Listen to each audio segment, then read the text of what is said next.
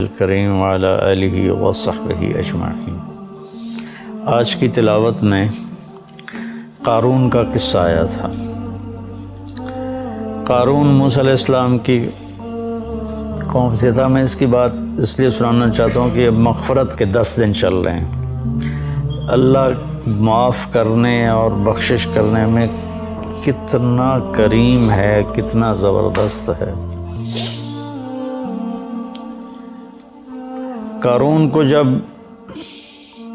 قارون سے جب موسیٰ علیہ السلام نے زکوٰۃ کا مطالبہ کیا تو ان کی زکوٰۃ تھی 10%، 100 میں 10 روپے۔ ہماری ہے 100 میں 2.5 روپے، ان کے تھے 100 میں 10 روپے۔ اور اس کے خزانوں کی چابیاں پوری جماعت اٹھاتی تھی۔ اس نے حساب کیا تو وہ تو بے شمار بنا، تو اس کی نیت خراب ہو گئی۔ اس نے ایک عورت کو پیسے دیے موسیٰ علیہ السلام کو بدنام کرنے کے لیے، اور کہا کہ تم موسیٰ علیہ السلام پہ نہ بدکاری کی تہمت لگا دو، اور پھر اور بھی زیادہ دوں گا۔ وہ تیار ہو گئی۔ تو موسیٰ علیہ السلام وعظ فرما رہے تھے تو قارون کھڑا ہو گیا، اور اس نے کہا کہ جو آدمی زنا کرے اس کی کیا سزا ہے؟ تو آپ نے فرمایا اس کی سزا قتل ہے، اسے سنسار کیا جائے۔ تو کہنے لگا یہ عورت کیا کہتی ہے؟ تو اس کو اس نے اٹھایا۔ اس نے جب موسیٰ علیہ السلام کے چہرے پہ نظر پڑی تو اس پہ ہیبت چھا گئی۔ تو انہوں نے فرمایا کیا کہتی ہو؟ کہا کچھ نہیں جی، اس نے مجھے پیسے دیے ہیں کہ میں آپ پہ برائی کا الزام لگاؤں۔ تو موسیٰ علیہ السلام سجدے میں گر گئے۔ تو اللہ نے فرمایا کہ جو کہے گا زمین کو تیرا حکم مانے گی۔ تو انہوں نے زمین سے کہا کہ خودی ہے، پکڑ لو اسے۔ تو اس کے پاؤں زمین میں دھنس گئے، زمین نے پکڑ لی۔ تو قارون کو اندازہ ہو گیا میرے ساتھ کیا ہونے والا ہے۔ تو انہوں نے کہا موسیٰ مجھے معاف کر دو، غلطی ہو گئی، آئندہ نہیں کروں گا۔ موسیٰ علیہ السلام نے فرمایا اور پکڑو۔ وہ تھوڑا اور اندر چلا گیا۔ اب ایک طرف وہ مسلسل منت کر رہا تھا معافی دے دے، آئندہ نہیں کروں گا، دوسری طرف موسیٰ علیہ السلام کہتے زمین کو اور پکڑو اور پکڑو اور پکڑو۔ تو وہ یہاں تک آیا، یہاں تک آیا تو بھی منتیں کرتا رہا، یہاں تک کہ زمین اس کو نگل گئی۔ تو یہ دنیا میں واحد ایسا مجرم ہے کہ اس جیسا جرم دنیا میں کسی نے نہیں کیا کہ نبی پر بدکاری کی تہمت لگا دی۔ تو جب وہ زمین میں چلا گیا تو اللہ نے جبریل کو بھیجا اور فرمایا کہ موسیٰ سے کہو اس نے تیری اتنی منتیں کی کہ معاف کر دے، تو نے معاف نہ کیا۔ وعزتی وجلالی لو استغاث بی لاغفہ، میری عزت کی قسم مجھے ایک دفعہ پکارتا میں معاف کر کے باہر کھڑا کر دیتا۔ یہ اس کی بخشش ہے، یہ اس کی رحمت ہے۔ موسیٰ علیہ السلام کے زمانے میں ایک نوجوان تھا، تو اس کی نافرمانی کی وجہ سے اس کو بنو اسرائیل نے اپنی بستی سے نکال دیا۔ تو جب وہ اس زمانے میں کوئی ایسے زندگی تو نہیں تھی، صرف جہاں لوگ آباد ہوتے تھے وہیں سب کچھ ہوتا تھا، باہر ویرانہ ہوتا تھا۔ تو سب نے بائیکاٹ کر دیا اس کا۔ تو اس کے جب زندگی کے اسباب، روٹی ختم، پانی ختم، تو وہ موت کے قریب پہنچ گیا۔ تو اس نے ایسے دیکھا کوئی ہے میری مدد کے لیے، پھر ایسے دیکھا کوئی ہے، چاروں طرف دیکھا کوئی نظر نہیں آیا۔ تو بے بس ہو کے اس نے آسمان کو دیکھا اور کہا یا من لا تضرہ الذنوب ولا تنقصہ المغفرہ، اے وہ ذات جسے ہمارے گناہ کا کوئی نقصان نہیں ہوتا اور معاف کر کے جس کو کوئی گھاٹا نہیں پڑتا۔ تیرے نیک بندوں سے سنا ہے کہ تو بڑا غفور الرحیم ہے، تو معافی مانگے تو معاف کر دیتا ہے، تو میں نے ساری زندگی گناہوں میں گزاری ہے، ابھی توبہ کرتا ہوں، مجھے معاف کر دے۔ اس کی جان نکل گئی۔ تو اللہ تعالیٰ نے موسیٰ علیہ السلام سے فرمایا میرا ایک دوست ہے جو باہر ویرانے میں مر گیا ہے، جا کے اس کے کفن دفن کا انتظام کرو، اور جو اس میں شریک ہوگا اس کی بھی بخشش ہو جائے گی۔ تو لوگ شارٹ کٹ ڈھونڈتے ہیں، سب بھاگ پڑے۔ آگے دیکھا تو وہ بدمعاش جس کو انہوں نے گاؤں سے نکالا تھا، شہر سے نکالا تھا، وہ حیران ہو کر کہنے لگے موسیٰ یہ تو وہی بدمعاش ہے جس کو ہم نے نکالا تھا، اس کی بدمعاشیوں کی وجہ سے آپ کا رب کہہ رہا ہے جو اس کے دفن میں شریک ہو اس کی بخشش ہو جائے گی۔ جنازہ پہلی امتوں میں نہیں تھا، جنازہ اس امت کو ملا ہے، پہلی امتوں میں نماز جنازہ نہیں تھی، بس غسل، کفن، تدفین۔ اللہ نے ہمیں اپنے فضل سے یہ دولت نصیب فرمائی، اور اللہ کے نبی نے خوشخبری سنائی 40 آدمی کسی کے جنازے میں جمع ہو جائیں تو اللہ اس کی بخشش کر دیتا۔ تو یہ آپ کیا کہہ رہے ہو؟ تو موسیٰ علیہ السلام نے اللہ سے بات کہ تیرے بندے تو کہہ رہے ہیں بدمعاش ہے، تو آخی جانا میرا دوست ہے، ولی ہے، چکر کی۔ تو اللہ نے فرمایا جو یہ کہہ رہے ہیں ٹھیک کہہ رہے ہیں، یہ ایسا ہی تھا جیسے یہ کہہ رہے ہیں، لیکن جب اس پر موت آئی تو اس نے دائیں بائیں دیکھا اور کوئی مدد کے لیے نظر نہیں آیا۔ پھر اس نے جب میری طرف دیکھا تو مجھے شرم آئی کہ جس کی مدد کے لیے کوئی نہ ہو اور وہ مجھے پکارے اور میں پکار پہ لبیک نہ کہوں۔ موسیٰ اس نے اپنی بخشش مانگی، میری عزت کی قسم اس وقت پوری دنیا کے انسانوں کی بخشش مانگتا تو میں اس کی طفیل سب کو معاف کر دیتا۔ یہ اللہ کی مغفرت ہے، مغفرت کے بخشش کے 10 دن چل رہے ہیں کہ اللہ پاک کے بارگاہ میں رحمت سبقت غضبی، عرش کے اوپر لکھا ہوا ان رحمتی سبقت غضب، میری رحمت میرے غصے سے آگے ہے۔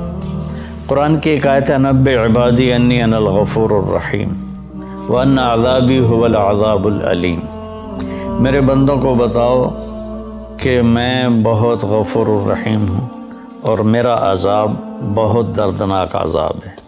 اردو ترجمے میں آپ کو دونوں طرف کی خبر برابر نظر آئے گی، لیکن یہ ایسے ہے، ایسے رحمت کی خبر اس کا وزن یہاں آ رہا ہے اور اس کے مقابلے میں پکڑ کی خبر کا وزن یہاں چلا جا رہا ہے، یہ دونوں برابر نہیں ہیں، یہ ایسے۔ اب ہم اس کو تھوڑا تھوڑا کریدتے ہیں۔ 90 میرے بندوں کو بار بار بتاؤ، 90 اذن باب تفعیل میں تکرار ہوتا ہے، تو اللہ تعالیٰ یہ کہتا اخبر، میرے بندوں کو بتاؤ تو ہو جاتی بات، اخبر کی وجہ 90 بار بار سنا ان کو، یہ مجھ سے ڈرے ہوئے ہیں، ان کو بار بار سنا۔ جیسے اذن، بار اذان جو کہ بار بار ہوتی ہے، تو اذن فی الناس بالحج یاتوک رجالا اذان من اللہ ورسولہ۔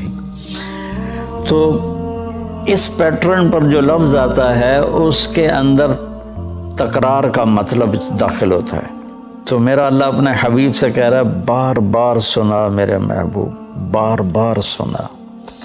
آگے اللہ کہتا اخبر الناس، لوگوں کو بتاؤ،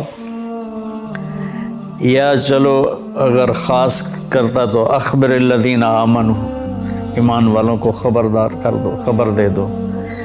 90 کی خوبصورتی الگ ہے، عبادی کی الگ ہے۔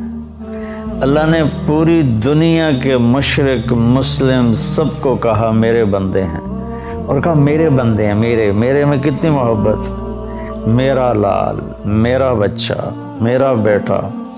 تو پوری دنیا کے مسلم نان مسلم کو اللہ تعالیٰ ایڈریس کر رہا ہے کہ میرے حبیب آپ کی ذمہ داری ہے کہ بار بار بتلاؤ، انسانوں کو نہیں فرمایا، مسلمانوں کو نہیں فرمایا، میرے بندے یہ سب میرے ہی ہیں، توبہ کر لیں میں ان کا، ان تابوا فانا حبیبہم، توبہ کر لیں تو میں ان کا بہترین دوست ہوں۔ تو ایک 90، پھر عبادی کہ یہ میرے بندے ہیں۔ میرے بندے کا کیا مطلب ہے کہ حساب میں نے لینا ہے، تم نے نہیں، تو تم میرے بندوں کو ذلیل نہ کرو، کسی کو حقیر نہ جانو، کوئی اچھا ہے یا برا ہے، کوئی ماننے والا ہے یا نہ ماننے والا ہے، یہاں تک کہ کوئی اللہ کا منکر ہے، تو اللہ تعالیٰ کہتا ہے تمہیں اجازت نہیں دے رہا کہ تم ان کو کسی طرح بھی ذلیل کرو یا حقیر جانو۔ یہ فیصلہ میں نے کرنا ہے، تمہارے اس ہاتھ میں یہ فیصلہ نہیں ہے۔ تو عبادی میں کتنی خوبصورت بات اللہ نے کہی کہ میرے بندے، میرے بندے۔ ماں کے لہجے میں کہتے ہیں نا صدقے، میں تو والی نہیں پہ آمدہ، تو میرے بندے ایک 90، ایک میرے بندے، پھر انی میں بذات خود، انا یقیناً میں ہی کیا ہوں، غفور ہوں، رحیم ہوں۔ انی بات بغیر کسی شک کے ہے، انی انا کی تاکید، پھر یا متکلم کہ میں بذات خود بہت معاف کرنے والا، بہت رحم کرنے والا ہوں۔ غفور بھی مبالغے کا صیغہ ہے اور رحیم بھی مبالغے کا صیغہ ہے۔ اب اللہ نے بتانا تھا کہ میرا عذاب بڑا سخت ہے، تو یہاں 90 نہیں لائے، 90 تو لائے اس کے ساتھ انی انا الغفور الرحیم، اسی کا عطف بنایا وَأَنَّ عَذَابِي، وہاں ہے انی، یہاں ہے عذابی، وہاں ہے انا، یہاں ہے ہوا۔ ایک غائب ہے، ایک حاضر ہے، فرق ہوتا ہے کہ نہیں؟ ابھی آپ میری بات براہ راست سن رہے ہو تو آپ پر ایک اور تاثر ہے، آپ جا کر میری بات آگے کسی کو نقل کرو گے تو سارا تاثر اس میں سے نکل جائے گا، صرف خبر منتقل ہوگی، تاثر منتقل نہیں ہوگا، چونکہ دیکھنے سے ایک اثر پیدا ہوتا ہے۔ تو جب اللہ نے اپنی رحمت کو بتایا تو اپنے آپ کو سامنے کھڑا کر دیا کہ یہ میں تمہارا رب ہوں، تمہارے سامنے ہوں، میں بہت مہربان ہوں، رحم کرنے والا ہوں، معاف کرنے والا ہوں۔ سبحان اللہ، کیا خوبصورت اللہ تعالیٰ۔ اس لیے میں علماء سے کہتا ہوں اللہ کی رحمت کو زیادہ بتاؤ، اپنے لہجوں میں کڑواہٹ پیدا نہ کرو، اپنے لہجوں میں شدت پیدا نہ کرو، اپنے آنے والے مجمع کو ڈانٹ ڈپٹ کے انداز میں مت بات کرو، محبت کے انداز میں، نرمی کے انداز میں بات کرو۔ تو ایک چوکٹ میں اللہ تعالیٰ کہہ رہا ہے میں بذات خود بہت مہربان ہوں۔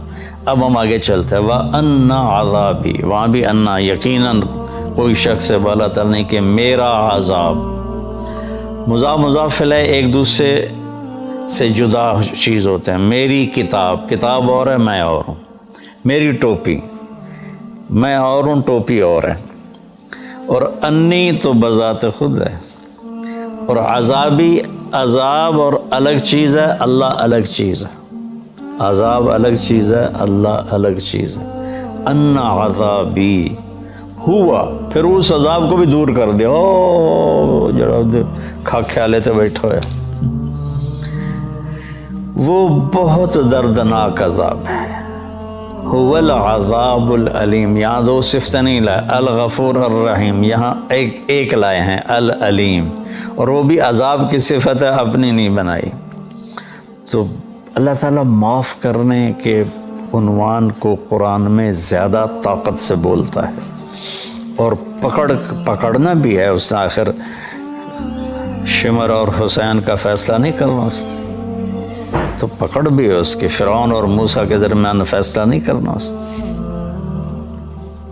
تو پکڑ بھی ہے، لیکن پکڑ کو اللہ اتنی شدت سے نہیں بتاتا جتنی طاقت سے اللہ اپنی رحمت کو بتاتا ہے۔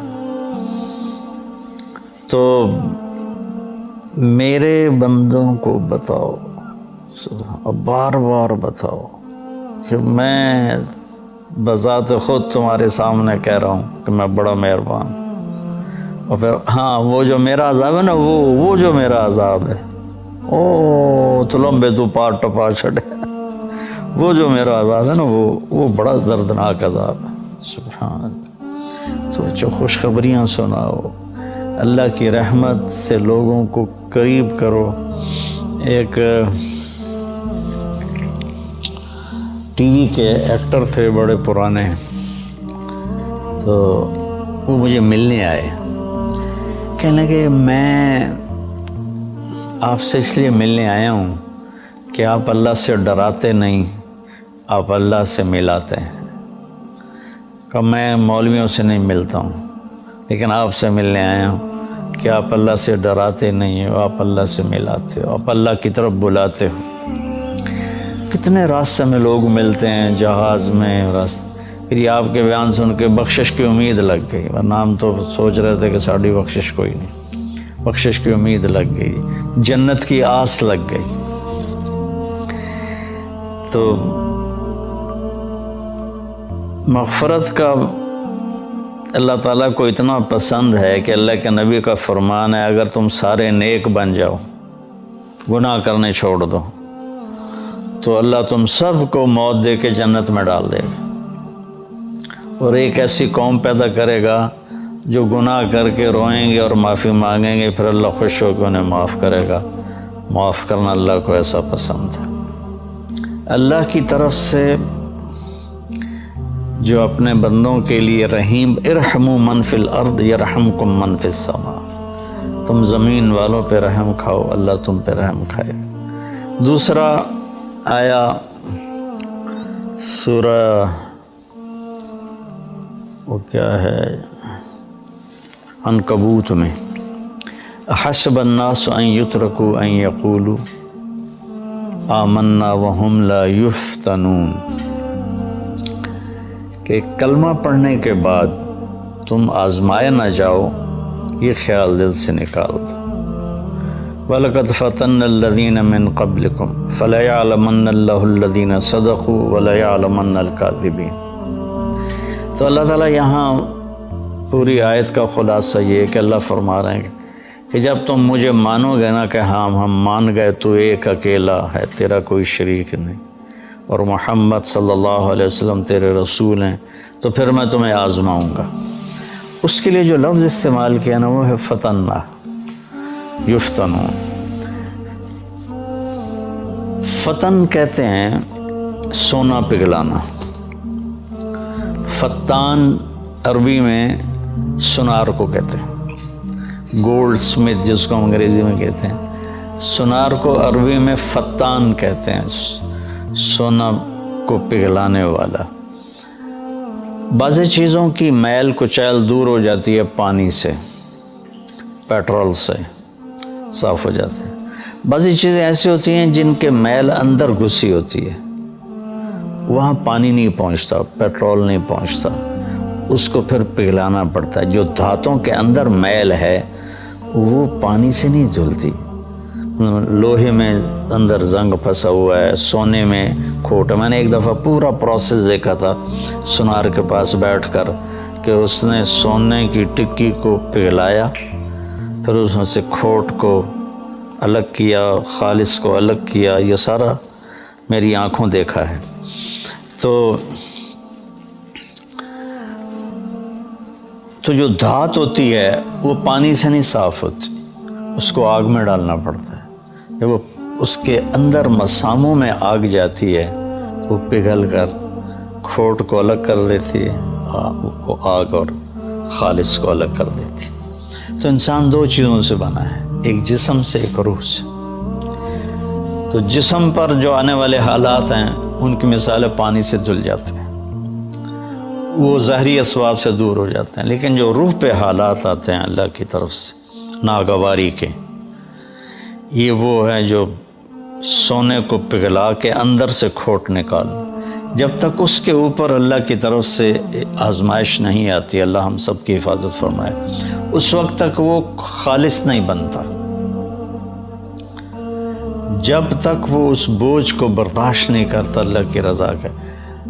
وَإِذْ زَاغَتِ الْأَبْصَارُ وَبَلَغَتِ الْقُلُوبُ الْحَنَاجِرَ وَتَظُنُّونَ بِاللَّهِ الظُّنُونَ هُنَالِكَ ابْتُلِيَ الْمُؤْمِنُونَ وَزُلْزِلُوا زِلْزَالًا شَدِيدًا۔ جب تمہاری آنکھیں پھٹ گئیں اور کلیجے اچھل کے منہ کو آ کے، صحابہ کو اللہ کہہ رہا ہے جنگ خندق میں کہ تم اتنی مشقت میں آئے کہ آنکھیں پھٹ گئیں، اور تم کہنے لگے اللہ ہے بھی صحیح۔ متی نصر اللہ الا ان نصر اللہ قریب۔ تو یہ دنیا آئیڈیل ہوم نہیں ہے۔ لوگ اس سے آئیڈیل ہوم بنانے کے چکر میں بڑے بڑے محل بناتے ہیں، بڑی بڑے آرام کی شکلیں بناتے ہیں، اپنے آپ کو تسکین دینے کے لیے کروڑوں اربوں ڈالر کی کشتیاں بنواتے ہیں، اس میں بیٹھ کے وہ سمندر کی سیر کو نکلتے ہیں، لیکن 100 بار چمن مہکا 100 بار بہار آئی، دنیا کی وہی رونق، دل کی وہی تنہائی، اندر وہ خالی ہوتا ہے، وہاں کچھ ضرب لگانے کی ضرورت ہے۔ وہ جب آدمی اللہ کی اطاعت میں اپنے آپ کو جما کے چلتا ہے اور اس کے روح پر حالات آتے ہیں تو وہ پھر ایسے نکھر کے صاف ستھرا ہو کے، کیونکہ جنت صاف ستھرے لوگوں کی جگہ، اس لیے جو ایمان والے کبیرہ گناہ کرتے مر گئے ان کو جہنم میں ڈال کے پگھلایا جائے گا، کھوٹ ان کا نکالا جائے گا، کھوٹ نکال کے پھر جب وہ خالص ہو جائیں گے پھر جنت میں ڈال دیا جائے گا۔ غریب کا سال بھر کا روزہ مل کر افطار کروائیں۔ اس رمضان مولانا طارق جمیل فاؤنڈیشن لا رہی ہے تقسیم رحمت رمضان راشن پروگرام۔ تقریباً 3000 مستحقین کے گھر راشن پہنچانے میں ہمارا ساتھ دیں۔ صرف 4200 روپے میں آپ بھی کسی کی مسکراہٹ کا سبب بن سکتے ہیں، تو جلدی کیجیے۔ مولانا طارق جمیل فاؤنڈیشن، اکاؤنٹ نمبر 12710104410 786، میزان بینک،